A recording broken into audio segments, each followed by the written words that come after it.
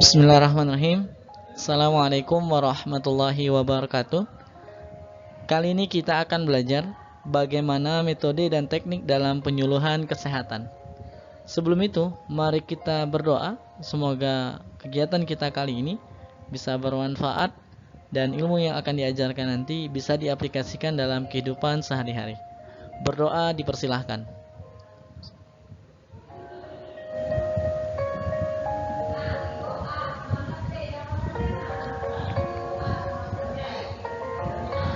Berdoa selesai. Baik, kita akan lanjutkan presentasi kita mengenai bagaimana metode dan teknik dalam penyuluhan kesehatan. Mungkin di antara Anda sekalian pernah melakukan yang namanya penyuluhan kesehatan. Penyuluhan diidentikan dengan sebuah proses untuk memberitahu kepada orang lain tentang sesuatu, atau singkatnya itu penyuluhan sama dengan ngasih tahu. Bener nggak sih? Lalu kemudian kalau dikaitkan dengan kesehatan tentu saja akan berubah, karena konteks yang akan kita sampaikan adalah sebuah proses transfer informasi mengenai ilmu kesehatan atau isu-isu tentang kesehatan. Dalam melakukan penyuluhan, kita diharuskan mempunyai metode dan teknik supaya informasi yang ingin kita bagi kepada masyarakat atau objek yang menjadi sasaran kita ini bisa mengerti. Nah, di dalam metode dan teknik penyuluhan itu dibedakan berdasarkan beberapa hal. Pertama, berdasarkan sasaran dulu. Berdasarkan sasaran itu ada 3 yang akan kita sasar dalam proses penyuluhan tersebut. Yang pertama adalah individu, yang kedua adalah kelompok, yang ketiga adalah massal. Pertama, individu. Sasaran individu ini bisa dilakukan secara langsung atau tidak langsung, seperti home visit atau kunjungan rumah, telepon surat menyurat juga gitu. Kalau langsung tentu saja datang ke rumah mengedukasi, misalnya seorang ibu yang sedang hamil besar misalnya gitu lalu kemudian petugas kesehatan masyarakat datang gitu ke ibu tersebut mengedukasi apa yang seharusnya dilakukan dengan usia kehamilan sekian bulan gitu atau sekian minggu. Lalu bisa juga lewat telepon, tidak langsung karena pakai media gitu.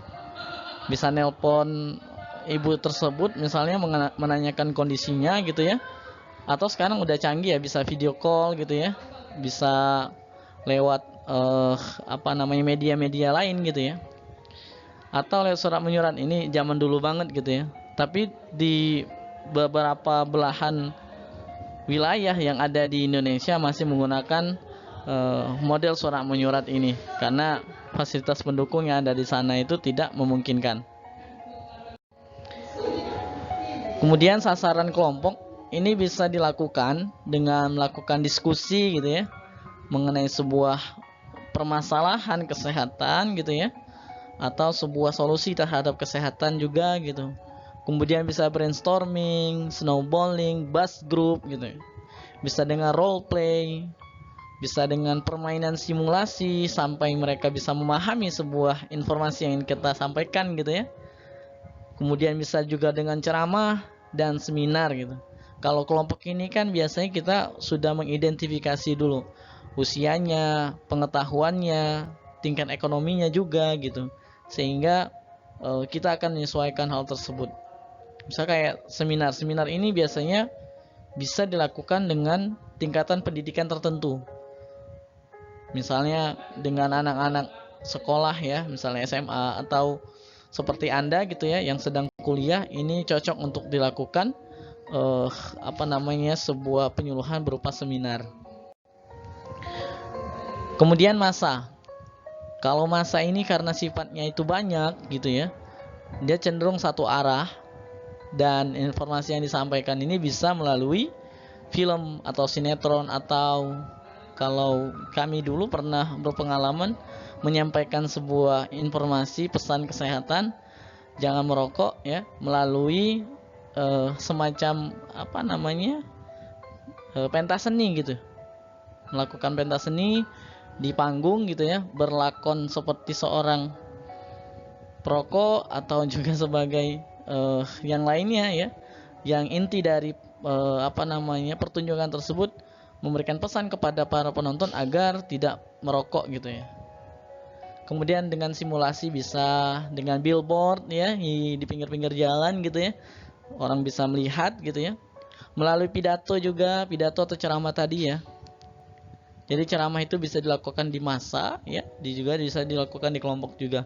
Melalui media sosial ya, yang sekarang sedang sangat besar sekali geliatnya, lewat Instagram, lewat Facebook, Twitter gitu ya, yang isinya bisa kita kita isi dengan pesan-pesan kesehatan di situ, atau lewat tulisan ya di majalah atau surat kabar juga. Metode dan teknik penyuluhan berdasarkan proses komunikasi ini ada langsung dan tidak langsung, tadi sedikit sudah dibahas gitu ya. Kalau langsung tentu saja tanpa media, memberitahu ya bahwa misalnya bahaya COVID-19. Ini bisa dengan cara langsung kepada individu, kepada kelompok ya, bahwa ini adalah sesuatu yang sangat berbahaya. Kalau tidak langsung itu berupa informasi yang disalurkan melalui media-media tadi, melalui telepon, melalui media sosial gitu ya, melalui poster dan sejenisnya. Nah, kalau berdasarkan indera penerima ya, metode itu bisa disampaikan lewat penglihatan melalui itu tadi ya. Salah satunya adalah poster, leaflet gitu ya, itu lewat penglihatan gitu ya. Kemudian metode yang disampaikan lewat pendengaran bisa lewat radio. Ini punya cerita tersendiri tentang radio ya. Jadi di salah satu rumah sakit di Sukabumi, rumah sakit umum daerah sana, kami pernah praktek di sana itu. Rumah sakit itu sangat luar biasa sekali ya, karena dia punya mindset bagaimana mengelola rumah sakit itu dengan pendekatan promosi kesehatan. Jadi mereka mempunyai strategi, salah satunya adalah dengan membuat radio. Yang radio tersebut ya, karena masyarakat di sana itu suka mendengarkan radio, mereka membuat radio ini ya, konten-konten di radio tersebut adalah mengenai seputar isu-isu kesehatan, sehingga sangat informatif sekali. Nah, ini sangat menarik ya. Mudah-mudahan nanti kita bisa belajar langsung ke sana. Kemudian yang ketiga, metode yang disampaikan lewat berbagai macam indera secara kombinasi, yaitu tadi ya, lewat penglihatan juga lewat pendengaran juga gitu ya. Misalnya itu tadi, misalnya dengan ceramah atau diskusi gitu ya. Bisa juga melalui video gitu ya. Kalau kemarin kita sempat geger sebelum pemilu itu dengan salah satu video yang sangat unik gitu ya. Saya lupa namanya apa. Kalau Anda ingat boleh komentar ya nanti di video ini. Itu sangat menarik sekali. Jadi secara indera penerima itu ada 3 tadi ya, penglihatan, pendengaran, dan bisa dengan kombinasi dari berbagai macam indera. Teknik dalam penyuluhan. Dalam penyuluhan ada 3 teknik yang harus kita ketahui.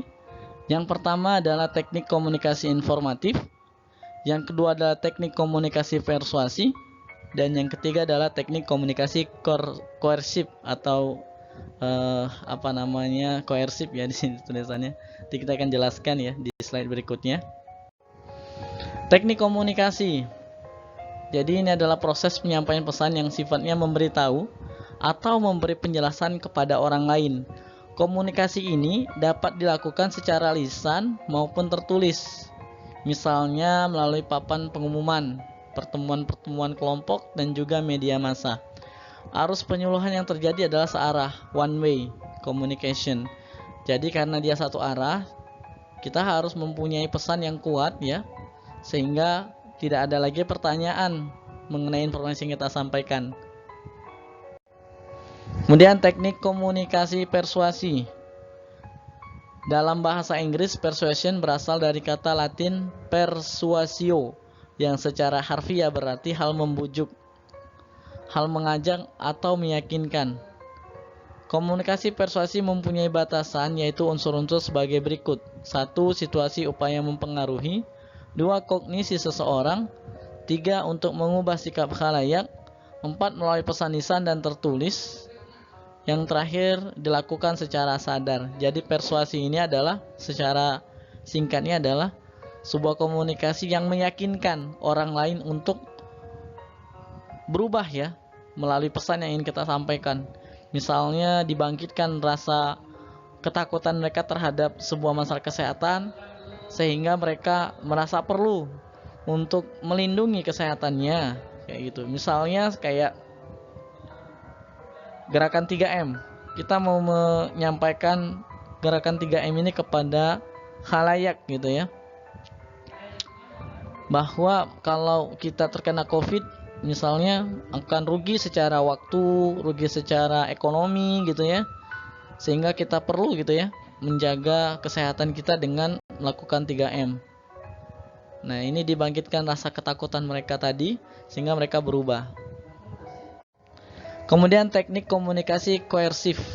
Komunikasi koersif adalah proses penyampaian pesan dari seseorang kepada orang lain dengan cara yang mengandung paksaan agar melakukan suatu tindakan atau kegiatan tertentu.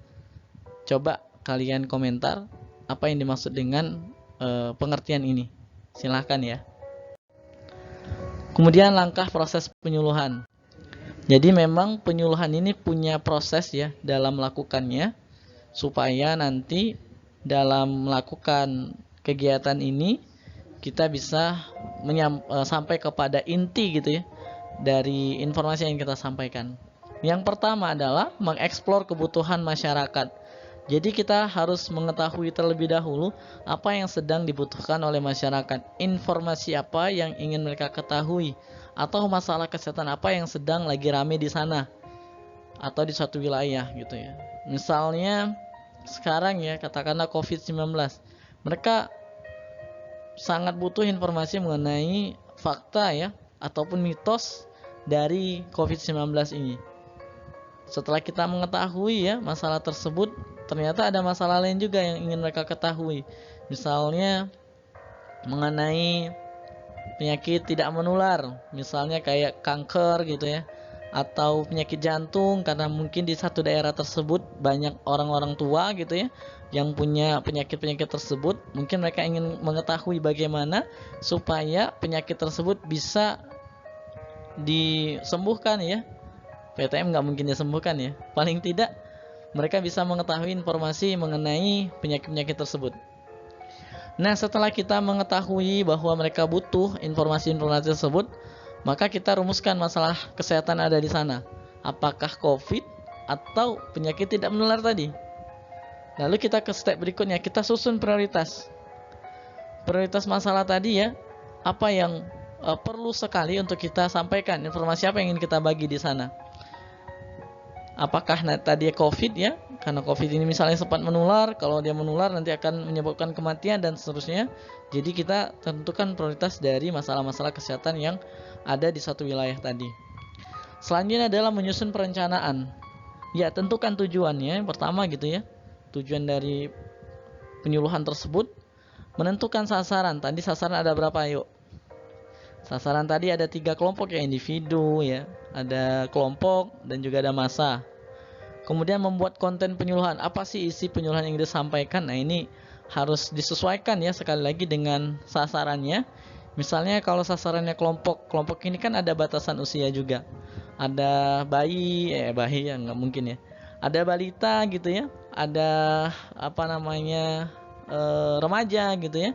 Ada orang tua. Jadi konten penyuluhan ini akan disesuaikan dengan siapa yang akan kita sasar. Misalnya kayak anak-anak SD gitu.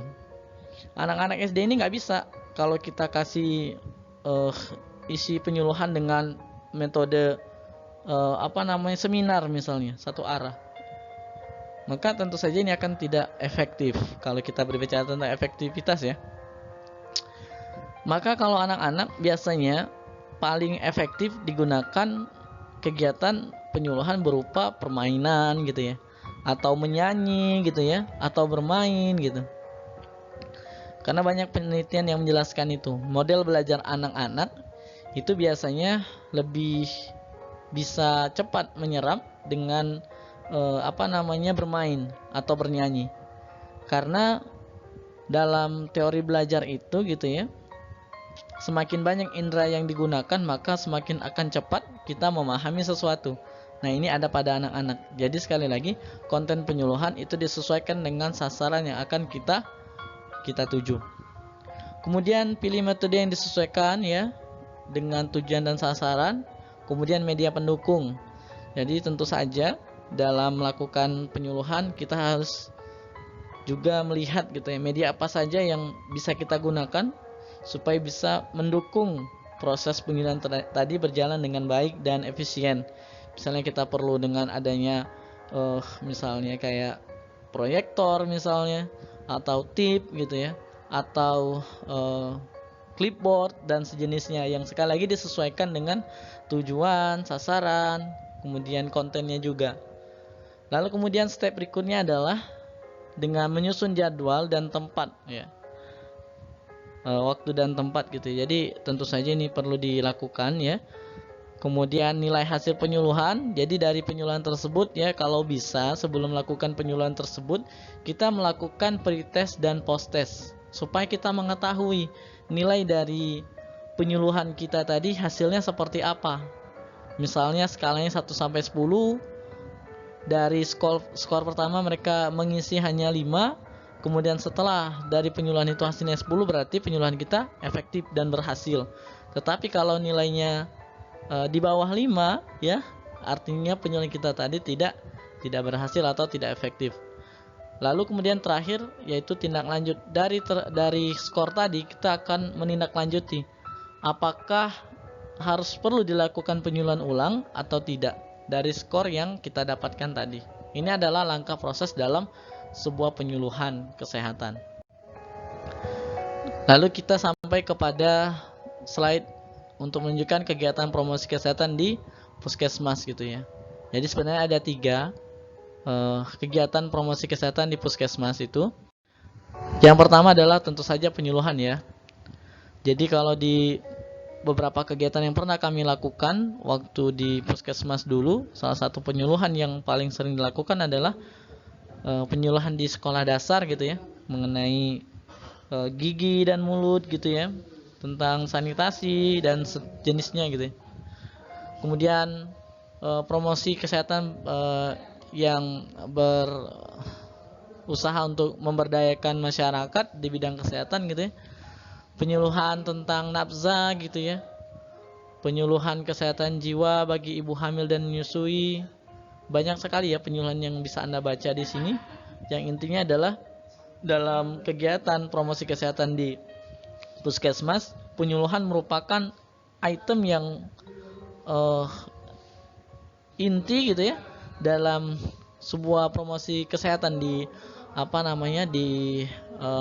puskesmas seperti itu. Jadi bisa dilihat di sini ada penyuluhan, ada edukasi dan konseling gitu ya. Biasanya konseling ini adalah penyakit mengenai seperti penyakit yang sangat menular ya, yaitu TB paru gitu ya, yang perlu pendekatan secara face to face gitu ya. Karena biasanya pengidap penyakit TB paru ini banyak yang minder ya, termasuk HIV juga gitu ya, yang perlu dilakukan sebuah penyuluhan berupa konseling gitu ya. Kemudian pelatihan. Mungkin demikian yang bisa saya sampaikan dari materi ini, mudah-mudahan bisa dipahami, bisa dimengerti poin inti dari metode dan teknik dalam penyuluhan kesehatan. Demikian dari saya, terima kasih atas perhatiannya. Semoga ilmu ini bermanfaat. Saya akhiri. Wassalamualaikum warahmatullahi wabarakatuh.